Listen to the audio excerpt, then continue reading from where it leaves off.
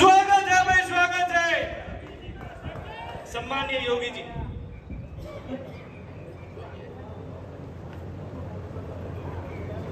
बोलिए भारत माता की जय।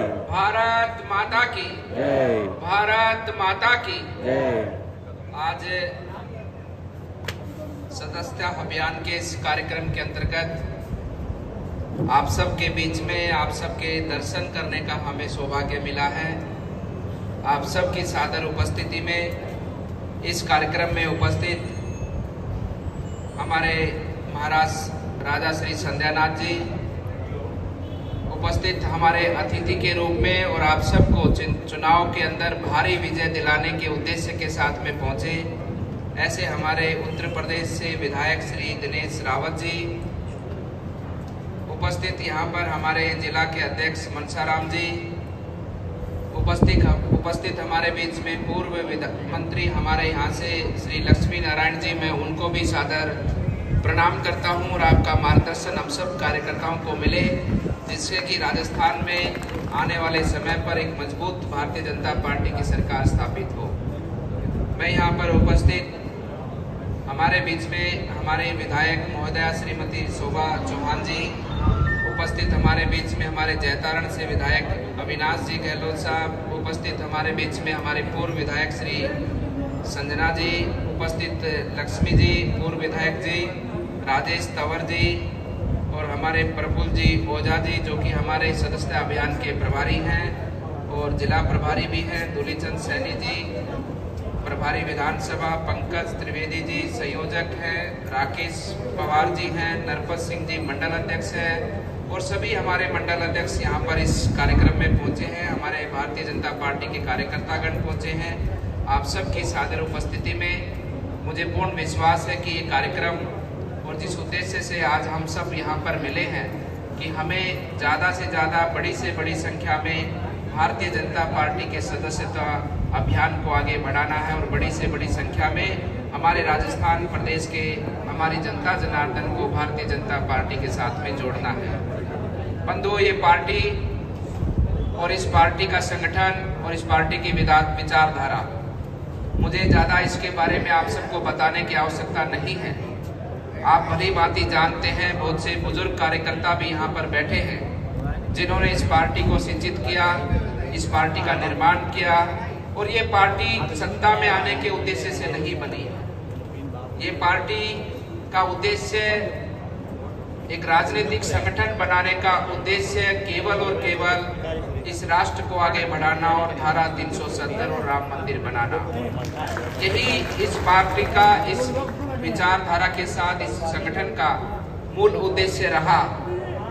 किस देश को हम किस प्रकार से अपने इस देश को आगे बढ़ा सकते हैं, इस संस्कृति को हम किस प्रकार से आगे बढ़ा सकते हैं, हमारे इस देश का फल और आशीर्वाद, हमारी संस्कृति, हमारे धर्म का ज्ञान पूरे संसार को कैसे प्राप्त हो, इस भाव से इस पार्टी का निर्माण हुआ है। और आप सब जानते हैं, आप सबकी उपस्थिति में और भारत की जनता ने इस पार्टी पर पूर्ण रूप से विश्वास करते हुए इस पार्टी को समर्थन दिया, जिसके फलस्वरूप पार्टी ने राम मंदिर भी बनाया और धारा 370 भी तोड़ी। इसलिए बंधुओं, मैं कहना चाहता हूं कि आप जब गांव के अंदर जाएंगे, गांव की गली के अंदर जाएंगे, गांव की गली के अंदर, घर के अंदर जाएंगे, तो वो परिवार आपका स्वागत अभिनंदन करेगा, वो परिवार आपके साथ जुड़ेगा, क्योंकि उस परिवार में आपके अंदर विश्वास दिखता है, आपकी पार्टी में विश्वास दिखता है। वो परिवार ये मानता है कि ये भारतीय जनता पार्टी मेरे घर तक शौचालय बनाने का काम करेगी, मेरे घर में जनधन खाते खोलने का काम करेगी, मेरे घर के अंदर किसान सम्मान निधि पहुंचाने का काम करेगी, मेरे घर के अंदर गरीब परिवारों के प्रधानमंत्री आवास बनाने का काम करेगी, और मेरे घर में जिस प्रकार से माननीय प्रधानमंत्री जी ने जो इस कोरोना के समय पर राशन वितरण का कार्य किया था, हर घर के अंदर धन धान से भरे भंडार करेगी। क्योंकि इस पार्टी ने जो काम इस समय पर 2 वर्षों में किया है, न केवल भारत की जनता, अभी तो पूरे दुनिया के अंदर सभी देश की ताकतें और सभी देश इस बात की चर्चा करते हैं कि जिस प्रकार से कोरोना के अंदर या जिस प्रकार से योजनाओं के माध्यम से केंद्र की सरकार ने एक बड़ा परिवर्तन देश में लाने का काम किया। बंधुओं, सरकारें तो पहले भी आई, योजना तो पहले भी आई। ये जो राशन वितरण की योजना है ये तो आज से नहीं चल रही, बहुत समय से चल रही है। और आप सब भी जानते हैं कि गांव के अंदर जो राशन वितरण करता जो डीलर होता था वो बड़ी सिफारिशों से उसको वो अलॉटमेंट मिलता था। विधायक जी, सांसद जी डिजायर लिखते थे, सिफारिश करते थे, और जो व्यक्ति को राशन डीलर का डीलरशिप मिलता था वो व्यक्ति गांव का सबसे बड़ा आदमी होता था। होता था कि नहीं होता था? होता था। और जब लोगों को राशन देने की बात आती थी, पहली बात तो राशन उपभोक्ता को पता नहीं होता था कि उसके नाम का कितना राशन ऊपर से आता है, कितना अनाज आता है। उसकी हिम्मत नहीं पड़ती थी कि उसका तो 10 किलो का बाट है, जिसका वजन तोलने के बाद में वो केवल 7 किलो 7.5 किलो का मिलता था।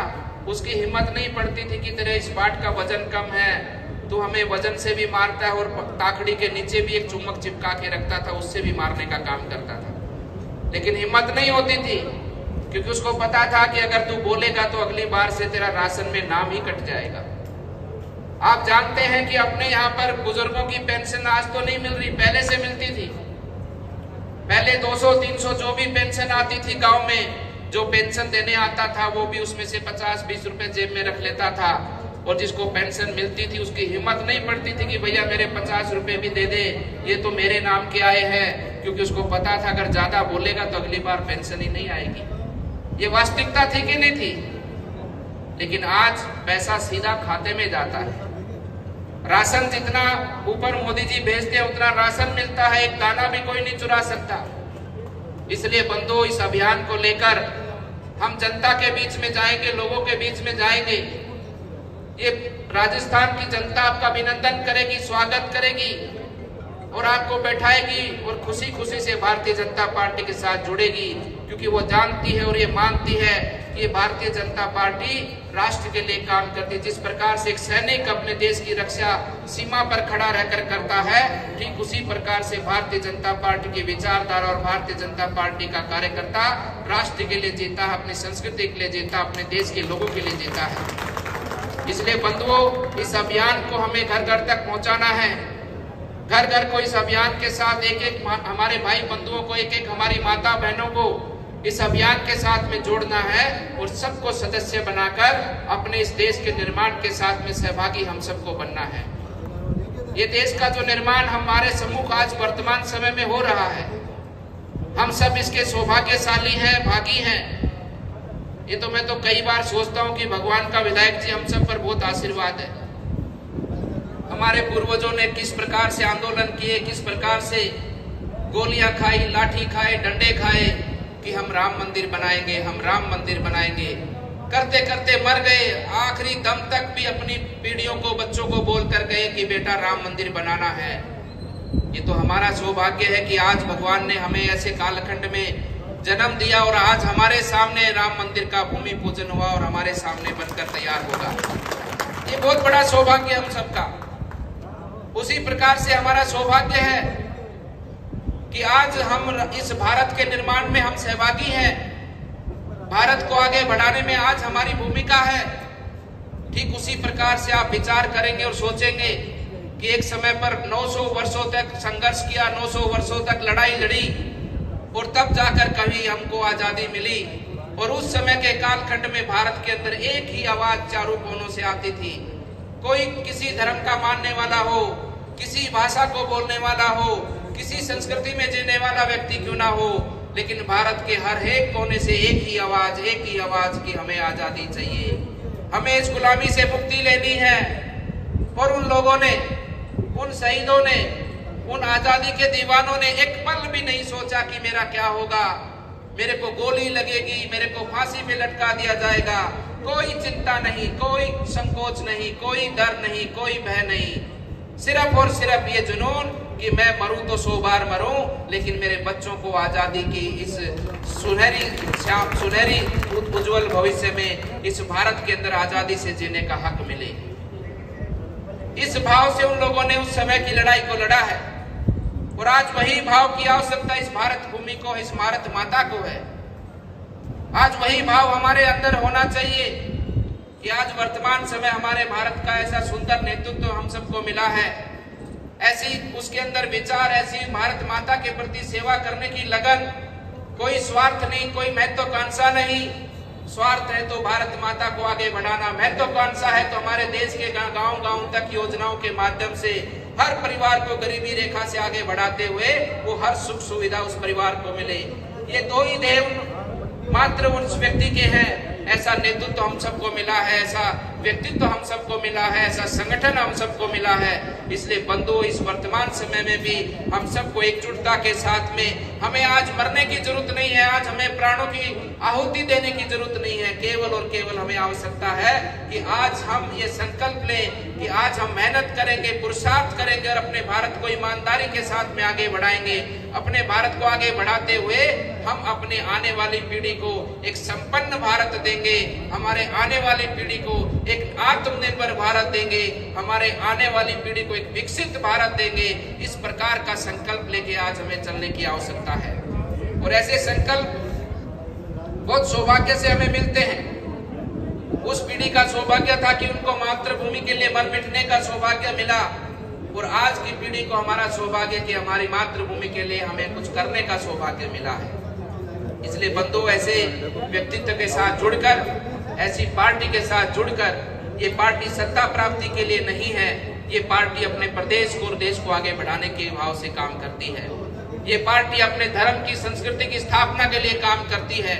आज जिस प्रकार से खुला तांडव राजस्थान के अंदर अधर्म का हो रहा है, आज जिस प्रकार से जिस राजस्थान के अंदर खुली लूट मची है, इसको बताने की, ज्यादा विस्तार से समझाने की मुझे लगता है कि राजस्थान के गरीब से गरीब परिवार, दूर कोने में रहने, जहां मोबाइल का नेटवर्क भी नहीं जाता हो, जहां टीवी चैनल भी नहीं जाता हो, उस परिवार को भी बताने की आवश्यकता नहीं है कि इतना बुरा हाल राजस्थान में आज मचा कर रखा है। बहुत बुरी स्थिति है राजस्थान की। मैं तो इतना कहना चाहता हूं, और मुझे तो लोगों ने बताया है, मेरी लोकसभा के क्षेत्र में हमारे बुजुर्गों ने बताया है कि महाराज, हम 60 साल से इस कांग्रेस को वोट देते आए हैं। हमने पिछली बार सौगंध खा ली कि हम कभी भी जिंदगी में कांग्रेस को वोट नहीं देंगे। हमने अंतिम बार कांग्रेस पर विश्वास किया कि कांग्रेस के नेता ने 10 तक गिनती गिनी, कांग्रेस के नेता ने ये वादा किया कि हम किसानों का कर्जा माफ करेंगे, कांग्रेस के नेता ने कहा कि हम युवाओं को बेरोजगारी भत्ता देंगे। वो बोला कि भगवान, ए महाराज, ना तो किसानों का कर्जा माफ हुआ, ना युवाओं को बेरोजगारी भत्ता मिला। वो ना मिले तो ना मिले, लेकिन जिस प्रकार से राजस्थान के इस भूमि को इन कांग्रेस के लोगों ने लूटने का काम किया, अपमानित करने का काम किया, दूषित करने का काम किया, और जिस प्रकार से तुष्टीकरण की राजनीति की पराकाष्ठा को कांग्रेस ने आगे बढ़ाते उसको लांघने का जो काम किया, ये राजस्थान कभी बर्दाश्त नहीं करेगा। और हम सब ने ऐसा शासन कभी नहीं देखा। हमने कभी भी अपने जीवन के अंदर ऐसा शासन नहीं देखा। ऐसे बुजुर्ग हमें बताते हैं, सारी हदों को पार कर चुकी है। सत्ता बचाने के लिए स्वार्थ होता है, किसी भी बात का स्वार्थ हो, चाहे स्वार्थ तो स्वार्थ होता है, चाहे सत्ता बचाने का हो। इस सत्ता बचाने के स्वार्थ में अपने विधायकों को खुली छूट दी और बोल दिया कि जितना भी पहाड़ तुम नाप लोगे उतना पहाड़ तुम्हारा, जैसे मर्जी खोदो, जैसे मर्जी बेचो, तुम्हारे को कोई पूछने वाला नहीं। ये राजस्थान की जनता का न्याय तो है और क्या है? उसकी हक की कमाई का पैसा इन विधायकों की तिजोरियों में बंद होता जा रहा है। गांव का विकास रुक गया। और जिस प्रकार से इस कांग्रेस ने झूठ बोलकर समय समय पर, चुनाव के समय पर जनता को बरगलाने का जो काम करती रही है, इससे जनता अब जाग चुकी है। लोग अब समझ चुके हैं कि ये चुनाव के समय में ऐसे ही आती है, ऐसे ही गिनती है, ऐसे ही झूठे वादे करती है और चुनाव के बाद में जनता को भूल जाती है, क्योंकि कांग्रेस इस बात की आदी हो चुकी है। उसकी मानसिकता में ये बैठ चुका कि भारत की जनता, भारत के लोग, राजस्थान के लोग भोले हैं, चुनाव पर कुछ ना कुछ देने की बात करेंगे तो फिर तुमको वोट दे देंगे, और जैसे ही तुमको वोट मिल जाएगा फिर मस्ती से अपना राज करेंगे, जनता का खून पिएंगे और कुछ नहीं। ये जनता समझ चुकी है। इसलिए इनकी झूठी बातों में नहीं आना है, इनकी झूठी दुकान के सामान को नहीं खरीदना है, क्योंकि इनकी दुकान भी झूठी है, इनका सामान भी झूठा और ये खुद भी झूठे हैं। संसार के अंदर सबसे बड़ा कोई झूठा है तो ये कांग्रेस के लोग हैं। और मैं तो एक बात बोलता हूँ, चाहे किसी को बुरी लगे तो लगे, लेकिन मैंने सुना है, कहावत हमारे बुजुर्गों से सुनी है कि कुत्ते की पूंछ कभी सीधी नहीं होती। इसी प्रकार से कांग्रेस कभी भ्रष्टाचार से और परिवारवाद से, तुष्टीकरण की राजनीति से कभी मुक्त नहीं हो सकती। ये ठीक कुत्ते की पूंछ के समान है, इसको कितना ही सीधा कर लो ये वैसी की वैसी ही रहेगी। इसलिए बंधुओं, इस बात से हमें बाहर निकलना है, ये झूठ की रेवड़ियों से हमें बाहर निकलना है और आने वाले चुनाव में हम सबको एकजुटता के साथ में, हम सबको अपने कमल के फूल के साथ में, हम सबको अपने इस राजस्थान प्रदेश को आगे बढ़ाने के भाव से, जिस पार्टी संगठन का केवल एक ही ध्येय मात्र है कि राजस्थान में विकास ही हमारा ध्येय होगा और कानून ही हमारा राज होगा, इस प्रकार से हमें भारतीय जनता पार्टी को सत्ता में लाना है।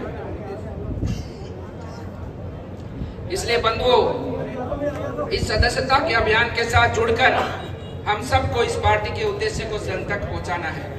मैं आज देख रहा था अखबार में विधायक जी कि गहलोत जी ने एक बयान दिया है, अखबार में छपा है। उन्होंने कहा है कि जितने भी गुंडे बदमाश है वो राजस्थान छोड़ दे। मेरे को हंसी आई हुआ बयान सुनकर।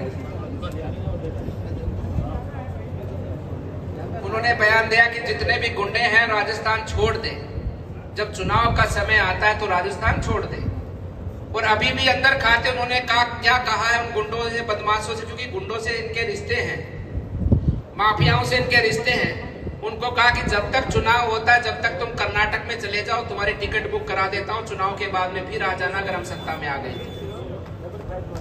चुनाव के बाद में फिर आ जाना। और मैं उन गुंडे बदमाशियों से कहना चाहता हूं, कांग्रेस के भ्रष्टाचारियों से भी कहना चाहता हूं कि कांग्रेस सत्ता में आने वाली नहीं है। या तो बीजेपी का राज आएगा, 100% आएगा, 100% आएगा।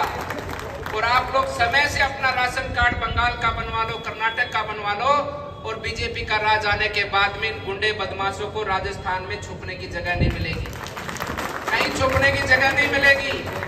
और इन कांग्रेस के नेताओं से भी कहना चाहता हूं कि आप लोग भी बिना इसी के सोना सीख लो, अभी तो समय है, नहीं तो जल्दी मर जाओगे। क्योंकि जब जेल की कोठरियों में तुमको मच्छर तंग करेंगे, तुम कागज से हवा करोगे, क्योंकि अभी आदत डाल लोगे तो समय से तुम्हारा थोड़ा जीवन और कट जाएगा, तुम जेल की कोठरियों में बंद होने वाले हो, जिस प्रकार से तुमने भ्रष्टाचार का राज किया है राजस्थान में। इसलिए बंधुओं, ये सब विषय जो मैंने आप सबके बीच में रखे हैं, ये विषय हमारे स्वार्थ के लिए है, किसी विधायक को विधायक बनने के लिए नहीं है, किसी सांसद को किसी सांसद बनने के लिए नहीं है, किसी पार्टी का कोई राज में आने के लिए नहीं है। ये हमारे देश के और हमारे प्रदेश के विषय हैं, हम सब के विषय हैं। और हम सब के विषय के लिए हम सबको इस विषय के साथ जुड़ना है और हम सबको इस कार्यक्रम को, इस उद्देश्य को जन जन तक पहुंचाना है, क्योंकि हमें अपने राजस्थान को बचाना है, हमें अपने राजस्थान को आगे बढ़ाना है, हमें अपने राजस्थान की बहन बेटियों को, किसानों को, उद्यमियों को, हर वर्ग को हमें सुरक्षा देनी है, एक अच्छी शासन व्यवस्था देनी है। ये राजस्थान की 7.5 करोड़ से अधिक संख्या आप पर विश्वास करती कि आप उसको शासन देंगे, आप उसको कानून का राज देंगे, आप उसको अच्छा विकास देंगे, इस भाव से आप पर विश्वास करती है। उन राजस्थान की जनता के विश्वास को हमें कायम करते हुए बड़े एकजुटता के साथ में चुनाव को लड़ना है, क्योंकि आगे अगर कोई कमजोरी कहीं ना कहीं आई तो वो दोष हम कार्यकर्ताओं पे लगेगा, ना कि किसी और पर लगेगा। राजस्थान की जनता हम कार्यकर्ताओं को दोष देगी कि तुमने कमी छोड़ी, हमने तो तुम्हारे साथ में कोई कमी नहीं छोड़ी। इसलिए बंधुओं, हम सब एकजुट होकर इस पार्टी को और हम सबको विजय बनाने का हम सब लोग काम करें। आप सबका मैं धन्यवाद करता हूं और पुनः इस बात को कहते अपनी वाणी को विराम देता हूं कि आप सब लोग इस सदस्यता अभियान को जन जन तक पहुंचाएंगे। अपने जैसे घर के अंदर सुबह जाते हैं, रास्ते में आते हैं, राम राम बोलते हैं, नमस्कार बोलते हैं, तो आने वाले दिनों तक हम सब लोग राम राम के साथ में एक भाव और बोलना है कि भैया ये नंबर है, इस नंबर पर डायल कर भारतीय जनता पार्टी के सदस्य बनकर आप भारतीय जनता पार्टी के साथ जुड़े। मेरा निवेदन है कि आप सब लोग एक बार अपना मोबाइल बाहर निकालें, सब लोग मोबाइल बाहर निकालें। अच्छा, पहले तो ये बताओ कि इसमें सदस्यता का नंबर कौन कौन डायल कर चुके हैं, वो हाथ ऊपर कर दो। ये तो भाई सारे डायल कर चुके हैं। अच्छा चलो ये बताओ नंबर क्या है डायल करने वाला? आप नहीं, मैं पूछूंगा उसे, बताना भाई। किससे पूछूं? सबको ध्यान है नंबर। चलो सारे एक साथ बोलो फिर। 81400200 8140। इस नंबर को डायल करें और डायल करवाएं और भारतीय जनता पार्टी से जुड़कर भारतीय जनता पार्टी के इस उद्देश्य को बल देकर अपने भारत को आगे बढ़ाने का आप सब लोग काम करें। अब एक मैं नारा बोलूंगा, उसके साथ में आप सबको जय घोष करना है। आप तो सब जानते हैं, मुझे ज्यादा बताने की जरूरत नहीं है। मैं बोलूंगा धर्म धर्म की, धर्म की, धर्म की, अधर्म का, अधर्म का, प्राणियों में विश्व का, विश्व का। आप सबका धन्यवाद, आप सबका अभिनंदन, आप सबको शुभकामना। बोलिए भारत माता की जय।